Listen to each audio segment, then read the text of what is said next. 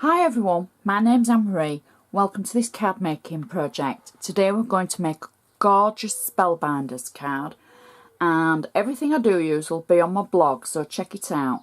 But I'm just going to run through with you the few items that we're going to use so that you can see them and see how they look. Sometimes it's nice to see what other people have got and what they're using. So the first item that we're going to be using is the horsehair embossing folder. If for anybody that didn't know, yes, Spellbinders do embossing folders. They have quite a good collection and they make a good embossed cardstock and whatever else you use with them. But they do a good emboss and they're worth investing in. The good value, I think, on the Spellbinders site. So that's the horsehair that we're going to be using. Next, a couple of weeks ago, we used the Floral Divine to make a card, and we're going to use it again today. I did say at the moment it's one of my favourite sets from Spellbinders. You get not only the stamps, but the dies as well, so they interact together. You stamp the actual flower or the leaf, and then you die cut it in the corresponding shape. I'll show you more about that later, but that's the Floral Divine. Next we're going to be using, now these for me are a godsend. They're called foundation tags. Over the last few months, and especially when I did the 31 day series, I'm always asked about how to make your own sentiments. If you've got trouble making your own sentiments when you've stamped them to get the mats and layers right, this is what you need. It's not often I'm going to sit here and go, you need to get this. But you do need to get this, because this is going to make your stamping life a lot easier.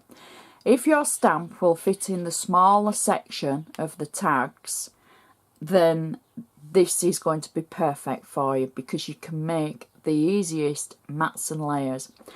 And the detail on the top one, I've just fallen in love with it, because there's so many little embossed lines and edges. It just looks so pretty, and it'll work with so many of your projects, not only card making but scrapbooking as well. So you get 6 dies in that, and I think it's worth its weight, is that one. And last but not least, we're going to be using the Spellbinders Tiny Sentiments. Rubber stamps. You can never have too many sentiments. I do love the Spellbinders sentiments because they're tiny enough to be able to use on the inside and the outside of your cards. So we're going to be using one of those. So let's get on. The first thing that I've got is my card blank. It's a white blank and it's 7 by 5 inches in size. I'll show you how that looks on our cardometer.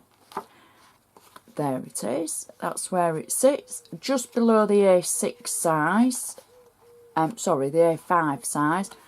And if you are across the pond, I think the A5 is classed as your A3. All very confusing, I know, but that's 7 by 5 inches. So it gives you an idea of what size I'm working with. I mean, you'd be able to use any size you want. You don't have to use the size I'm using. So I'm just using my bone folder to make sure I've got a good sharp edge along the side. It makes it look more professional, and it just helps when it's stood up. It just, you know, it looks nice. So we're going to do the inside first, because I know so many of you love the ideas for the insides. Now, I've kind of cheated because I've already done it. And now you're going, oh, God, that's beautiful, Anne-Marie. Thank you very much. Now, I think these stamps, because they're so versatile, you can make yourself look like a complete artist with them. All I've done is stamp in the middle the flower. I made a mask for the flower out of copier paper just by stamping it and die cutting it. I placed the mask over the rose, and then I stamped the leaves in and I watercoloured them in, and I did the same at the top. I haven't added a sentiment to it because I just thought that just looks so good anyway. It doesn't really need one. Plus, you know, this could be a note to somebody rather than a happy birthday or something. It could just be a love note or just a best wishes. Let somebody know that you're thinking of them. So you've got a little bit of room to write a message. So already the inside of that card looks awesome.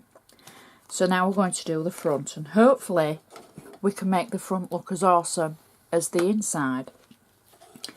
It is actually a quick card. If I wasn't rambling on about it, it would be, it'd be twice as quick.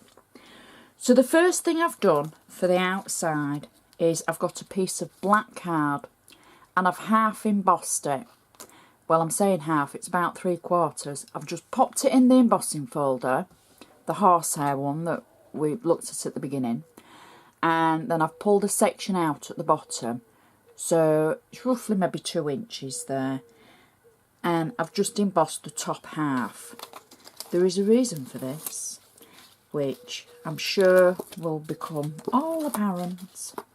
So I'll just take the tape off the back, and we can add this to the front of the card. So embossing section to the top and plain section to the bottom, like that. You can only just see the emboss, but it is there.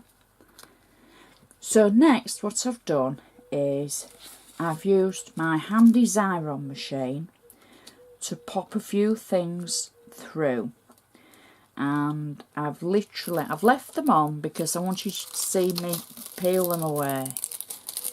So there we go. So that's the top bit peeled away. I've got a piece of white card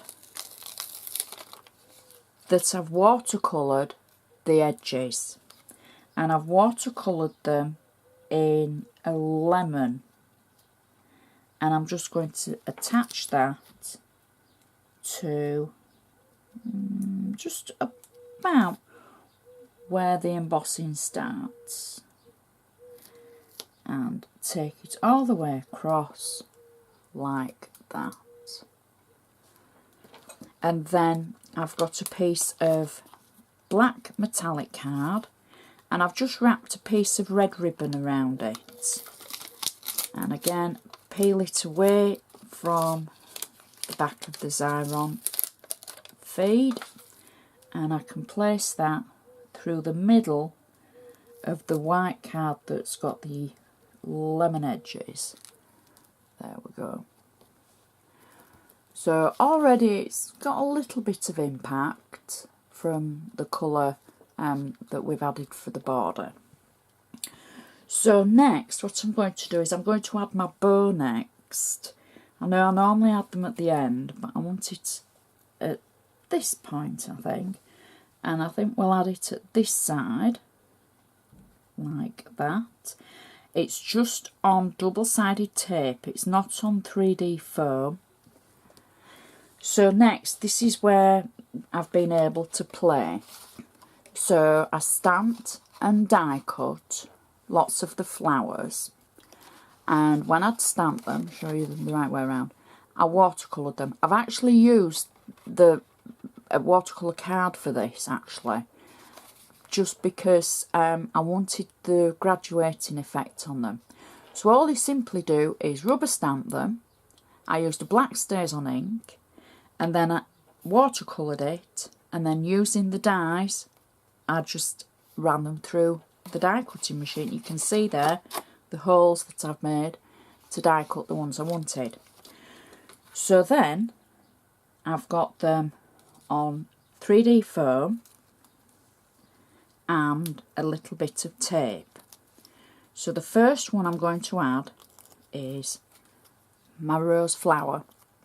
Now I'm going to add this first just over the side of the bow, but then I'm going to add my leaves, but I wanted to get the flower in the right place first.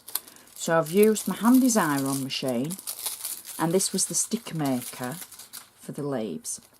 Same principle, rubber stamp them onto watercolour card, and then coloured them in. Well, I'm saying coloured them in, I've watercoloured them in to get the shading and everything, and then I've die cut them. And I like the white edge that you get with them. It's just something a little bit different. Now you see how I've got a little bit of adhesive just poking out from the Xyron. I'm not going to worry about it because I can tap that away, but I think I've mainly taken it all away anyway. So I'm just going to add one of the leaves at one side and get that adhesive bit out like so, and one at the other side like so. And then I've got two of the smaller flowers on 3D foam, and I'm just going to add them at either side. One's blue and one's yellow like so. And then I'm going to finish it off with my sentiment. Now I've got to admit, I think this sentiment is really, really pretty. I've used one of the foundation tags and I've stamped it using the tiny sentiments. I've coloured in the little heart in red to match the red on the rest of the card.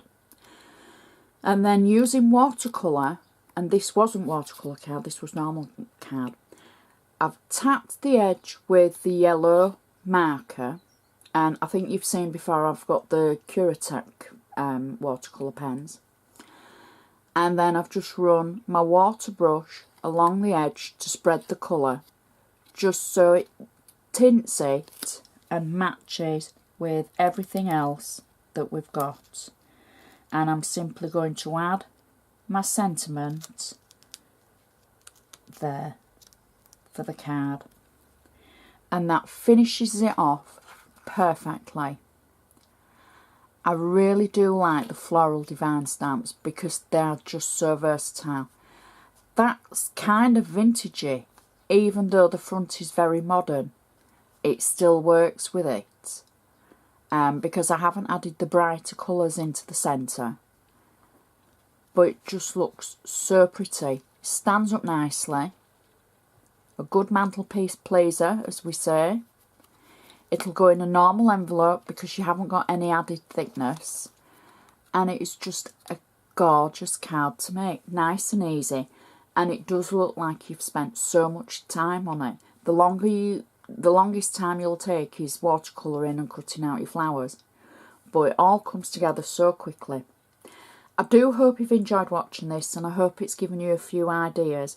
Please check the rest of my projects on my blog because there's so many. For more information on the Spellbinders products, click on the links. That'll take you through to the Spellbinders website. So thank you so much for watching, and I'll see you next time.